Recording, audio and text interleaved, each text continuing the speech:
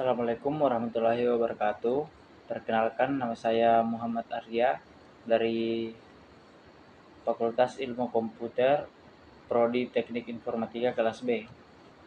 Saya akan mempresentasikan program program program aplikasi saya, yaitu berjudul Sistem Manajemen Gudang.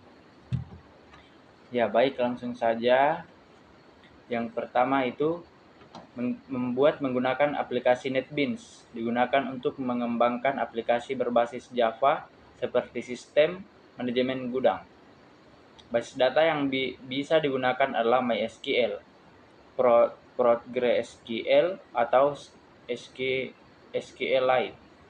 Alasan membuat sistem manajemen gudang adalah untuk mengelola stok barang, pembelian, penjualan, dan inventaris secara efisien. Dengan aplikasi ini, data gudang bisa dikelola dengan lebih akurat dan real-time, mengurangi risiko kehilangan data atau kesalahan pencatatan. Secara teknis, aplikasi ini akan memanfaatkan Java sebagai bahasa pemrograman utama, sementara basis data seperti MySQL akan digunakan untuk menyimpan data barang, transaksi, dan informasi gudang lainnya. NetBeans menyediakan IDE yang mendukung pengembangan aplikasi Java dengan koneksi ke basis data. Aplikasi yang dikembangkan di NetBeans bekerja dengan prinsip MVC, Model View Controller, di mana logika aplikasi berada di controller dan basis data diakses melalui model. Saat penggunaan melakukan input antarmuka seperti menambah stok barang, aplikasi mengirimkan perintah ke view dari view ke controller. Kemudian controller akan mengelola data melalui koneksi ke basis data. Mengubah atau membaca data dari basis data sesuai kebutuhan data, hasil pemrosesan kemudian dikirim kembali ke view untuk ditampilkan kepada pengguna. Hubungannya dengan basis data adalah sistem manajemen gudang memerlukan basis data untuk menyimpan informasi terkait barang, stok, supplier, dan transaksi masuk atau keluar gudang. Aplikasi NetBeans akan menggunakan Java Database Connectivity untuk menghubungkan aplikasi dengan basis data dan mengelola query SQL. Basis data terpusat diperlukan untuk menjaga konsistensi data sehingga seluruh aktivitas terkait barang, stok, dan transaksi dalam gudang bisa diakses dan diubah oleh seluruh bagian yang berwenang dalam satu tempat. Dalam konteks sistem manajemen gudang, basis data terpusat memastikan bahwa data stok barang selalu up to date, menghindari redundansi, dan mempermudah pengelolaan serta pelacakan aktivitas di gudang, termasuk pembelian dan penjualan barang. Dengan basis data terpusat, sistem manajemen gudang dapat menangani akses dari beberapa pengguna secara bersamaan. Tanpa mengorbankan integritas data, ini penting untuk mencegah adanya konflik data atau kesalahan inventaris yang sering terjadi ketika sistem manual digunakan. Kenapa program aplikasi harus terhubung dengan basis data agar dapat mengelola dan menyimpan informasi terkait operasional gudang, seperti data barang masuk, barang keluar, dan stok saat ini. Jika aplikasi tidak terhubung dengan basis data, maka tidak akan ada tempat untuk menyimpan atau membaca data, sehingga sistem manajemen gudang tidak dapat berfungsi. Aplikasi perlu mengambil data dari basis data untuk menampilkan informasi kepada pengguna serta menyimpan data baru setelah terjadi perubahan pada stok atau transaksi. Aplikasi Java yang dikembangkan di NetBeans akan menggunakan JDBC untuk menghubungkan aplikasi dengan basis data.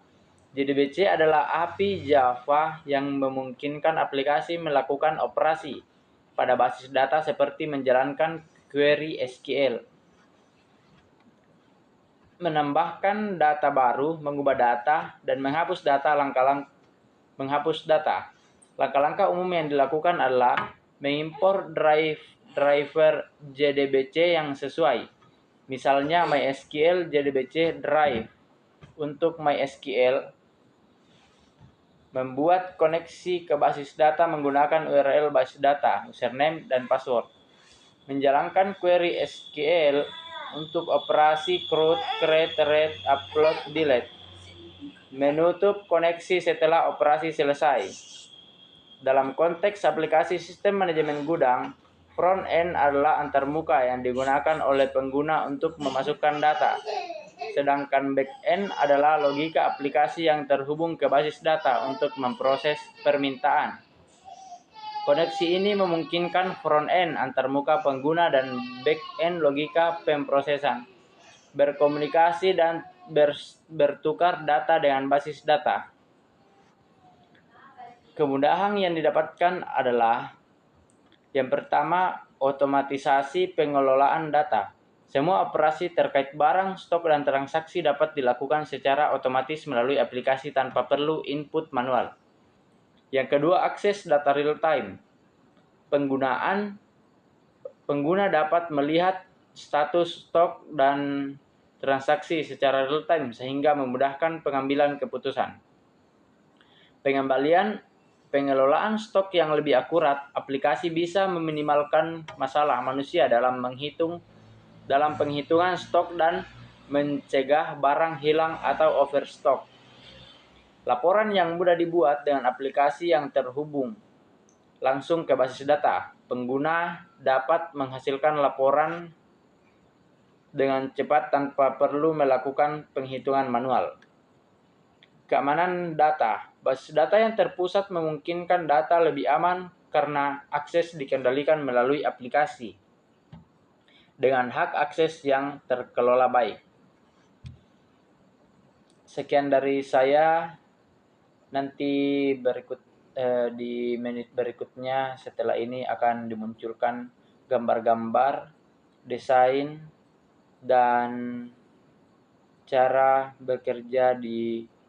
cara program bekerja di NetBeans. Terima kasih. Lebih dan kurangnya mohon dimaafkan. Wabillahi taufiq wal hidayah. Assalamualaikum warahmatullahi wabarakatuh. Ya, langsung saja ini adalah tampilan utamanya. Dan ini tampilan kedua, tabel barang. Untuk masuk ke desain tampilan ketiga yaitu tabel pemasok, dan yang tampilan keempat desain tabel transaksi gudang. Langsung saja kita coba run.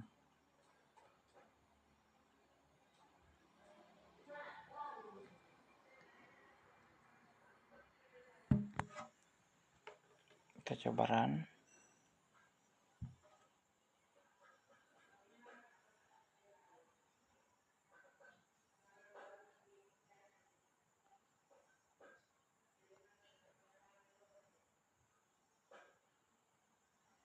Oke, sudah bisa di sini. Terus, langsung masuk seperti ini. Terus kita masukkan username kita, terus password kita, kemudian login.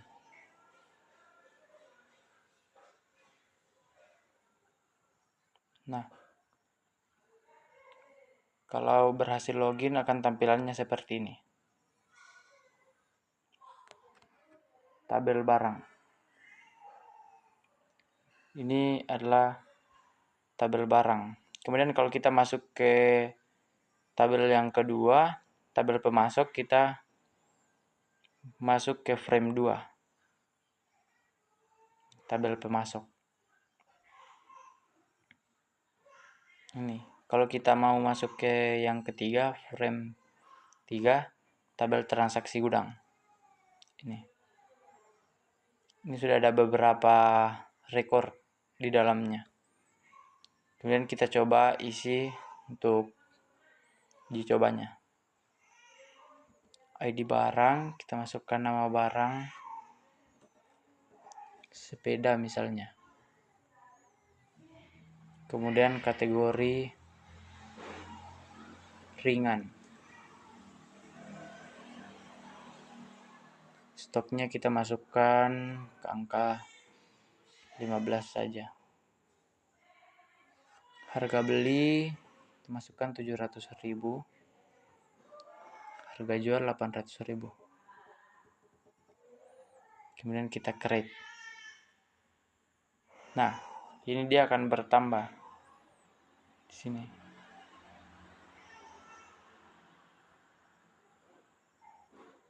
Kemudian kita coba di yang kedua. ID pemasok 221. Kita coba isi untuk di tabel pemasok. 221. Nama Arya misalkan. Alamat Rangas. Telepon. Oke, email.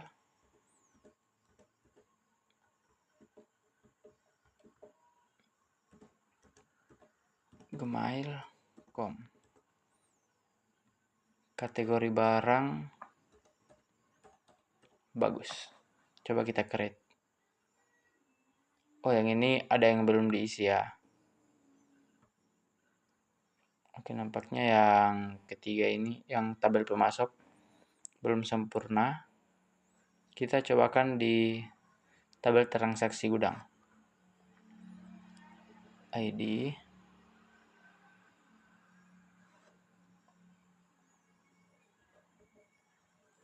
Tanggal 17.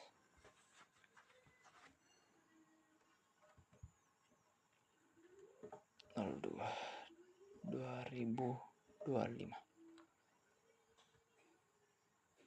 ID barang.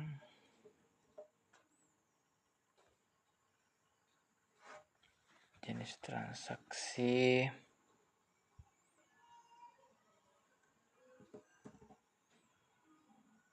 Jumlah 15. ID pemasok. Oke, kita coba create. Nah, ini berhasil.